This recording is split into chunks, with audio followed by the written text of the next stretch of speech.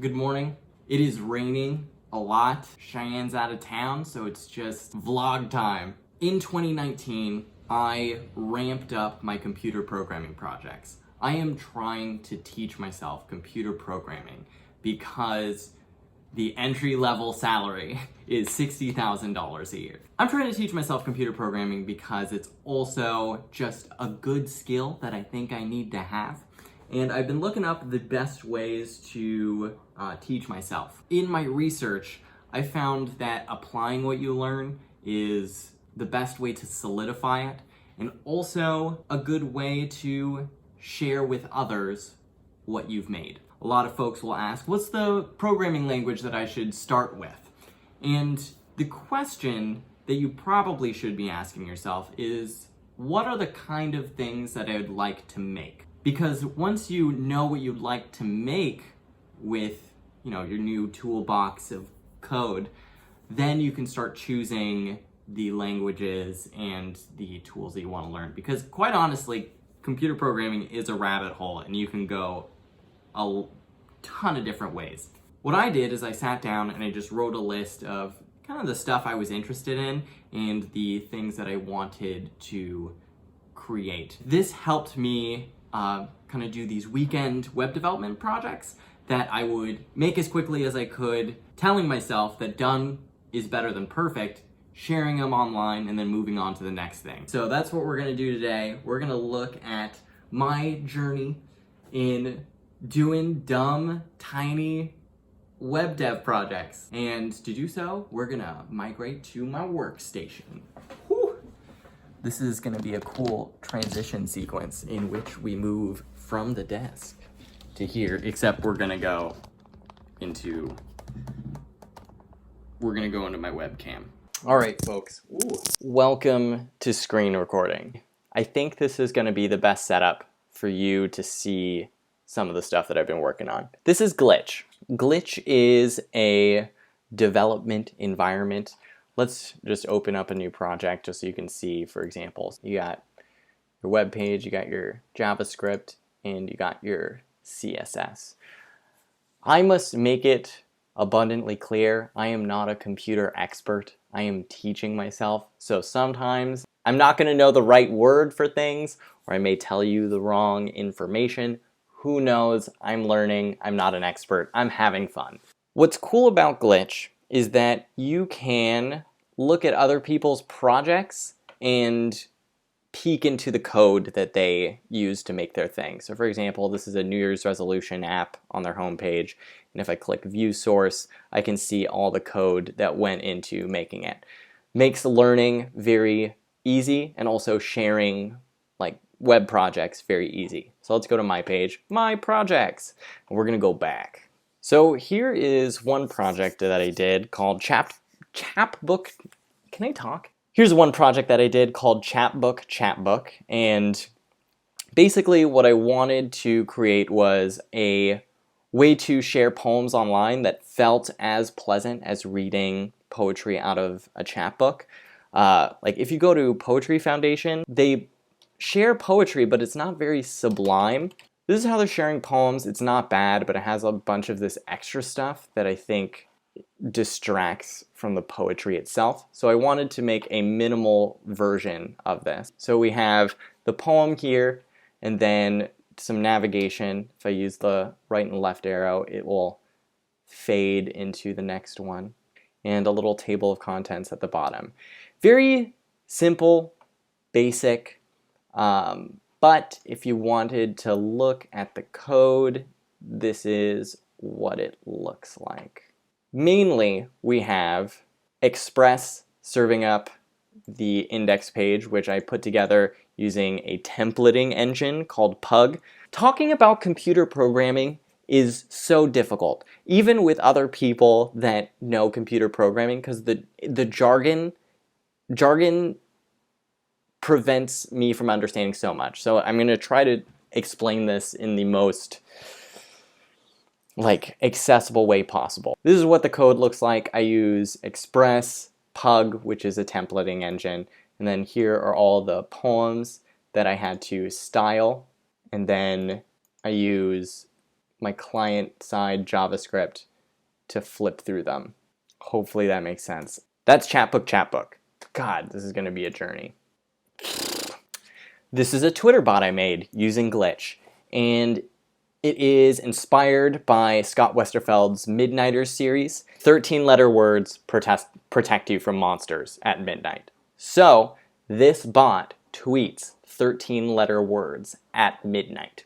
I think the hardest part was getting a list of 13-letter words, and we're going to look at that list together. Here is the file containing all of the 13-letter words, and I googled this to find them. There are better ways to do this, but I copy and pasted a lot. If I were better at programming, I probably would not have had to do as much copying and pasting as I did. Here's the back end. I use this service. I set a timer on here to wake up my project and to send out a tweet at midnight every night. All right, let's move on to the next one. This one is called My Spotify Personality. What it does is, well, let's do it. Let's see.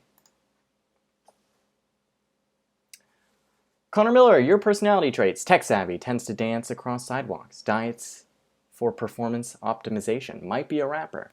When you log in, this program will pull your most listened to song and then find the audio features in it. For each song on Spotify, they attach numeric values to things like danceability, positivity, like tempo. So using these features, these audio features, I wrote a program that said, okay, if your most listened to song has this audio feature, these audio features, then you might have these personality traits. And we can look at them. I just wrote them like for fun. I could flesh this out more, but here are all the traits. There's danceability, acousticness, energy, liveness, loudness. And so based on the numeric input that Spotify gives me for your most listened to song, it will send me one of these responses. This is the Ted Chang story generator. It's pretty self-explanatory. Ted Chang is a sci-fi author that I really like. His short stories tend to be emotionally tender sci-fi with a kind of emphasis on interesting setting. I read his new book, Exhalation, this year and made this app. It shuffles 3 categories: a setting, a character, and then a plot. The back end is similar to our Spotify personality project. There it is, all of the inputs that you could potentially find, and then just programs that essentially roll dice and pick one. This one was funny because I got the idea from those love locks on bridges. I think there was a bridge in Paris or something where people would carve their initials on the locks and then put it on a bridge. I wanted to create that kind of experience, but online. So what you can do is I can type in a number, let's say 465. Submit. It's empty, so let's write a note. I love YouTube. And donuts. And posted it there, and if we go to browse all, we can see all the things that people have posted, including our thing right down at the bottom there. I love YouTube and donuts. So what's funny about this is that it was my first foray into databases. Databases is something that I need to learn, and it's a little bit difficult for me. When my project went to sleep and then woke up again, it deleted everything in the database. And so at one point I had hundreds of submissions because it had a moment on Twitter, and my project went to sleep and deleted all of them. So I fixed that, but at the end of the day, computers are hard. This one I wanted to make kind of just basically a Reddit-like upvote, downvote playlist ranker.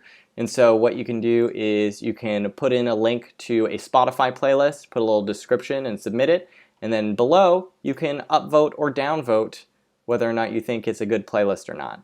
And then it will sort it accordingly. So if we refresh here, it has moved the playlists based on ranking. It loads very slow, as you can see, and in the biz we say this does not scale.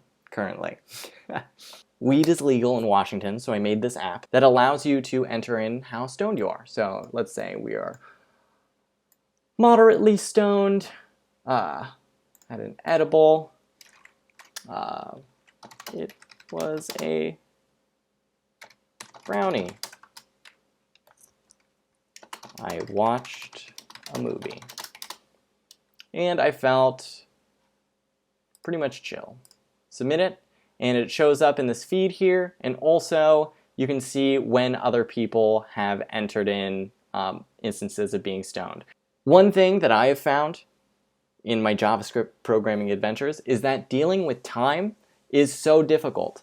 There are tools to help people kind of program timestamps and things more easily, but it is almost an entire subject to itself that I would need to put some time into that I'm not going to do. So what I love about this project is that some of my friends have just started using it as their own personal weed diaries, and actually one of my friends has been just testing it for me to give me feedback to make it better. This is why it says gratitude over and over again, is one of my friends was just plugging in a bunch of inputs to see what would happen.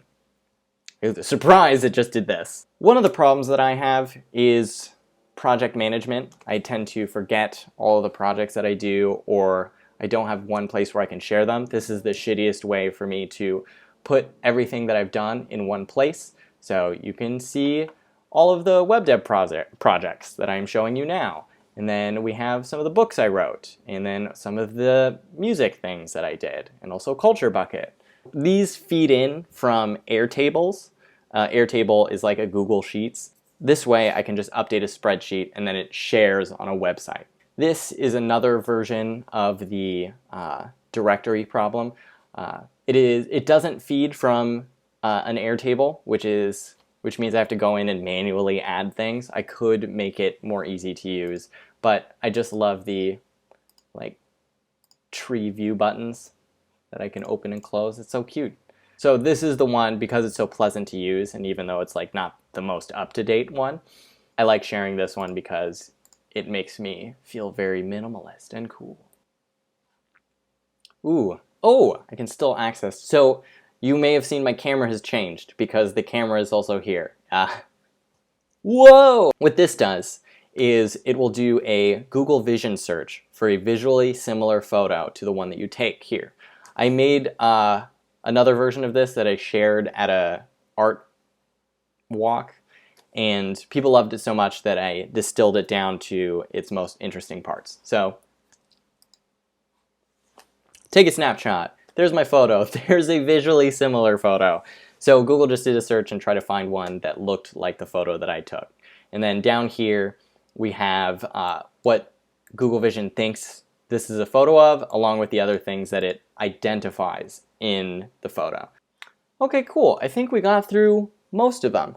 And so you now have an idea of the kind of things that I do. Here's me. Thank you for joining me on that journey. I learned that I am so bad at talking about computers. Hopefully showing you these things and stumbling through it now will help me develop the vocabulary to share things with you in the future. And if you like this or want to see more of a specific thing, just ask me and I'll do my best to make it happen. The rain has stopped, which means I might be able to go grocery shopping. Peace. I will see you. Oh, stay tuned because my friend Amira and I are recording some podcasts together that you will see soon. I shouldn't announce things before they're out. All right, bye.